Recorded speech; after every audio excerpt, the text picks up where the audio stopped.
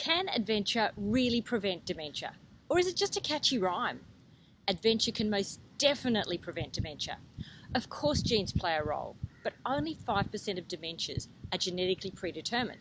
The other 95% are driven by stress, sleep deprivation, sedentary living, soft drink and sugary food consumption, depression, loss of meaning and purpose, social isolation and loneliness, and a host of other factors I discuss in my book, Can Adventure Prevent Dementia?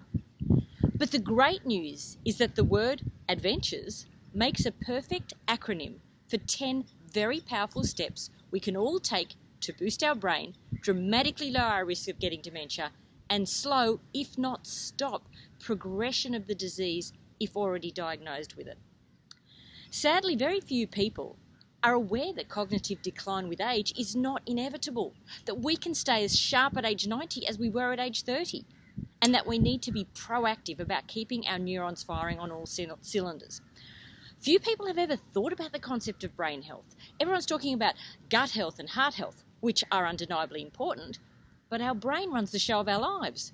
You can get a heart transplant, liver transplant, lung transplant, kidney transplant, but you can't get a brain transplant. So we have to look after our brain. And if our brain works better, everything else in our lives works better. We think better, learn better, create better, relate better.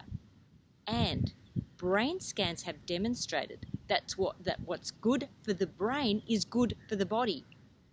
The better our brain works, the better our body works. So, to raise awareness of the importance of brain health and to show everyone at any age or stage of life that they can start boosting their brain today, I'm taking my own adventure to prevent dementia by hiking the 300 plus kilometre Pekoe Trail through Sri Lanka's misty, mountainous, gorgeously green tea plantations. I'm not there yet. I have arrived in Sri Lanka. I arrived late last night, and I stayed my first night at Negombo Beach, which is where I'm at. You can see the beach behind me, and I'm sitting in an abandoned little fishing boat. And I thought, what a better place to start my adventure. Tomorrow will actually be the start of the trek from a place called Kandy. And each day of the trek, I'll reveal what one of the letters in adventures stands for.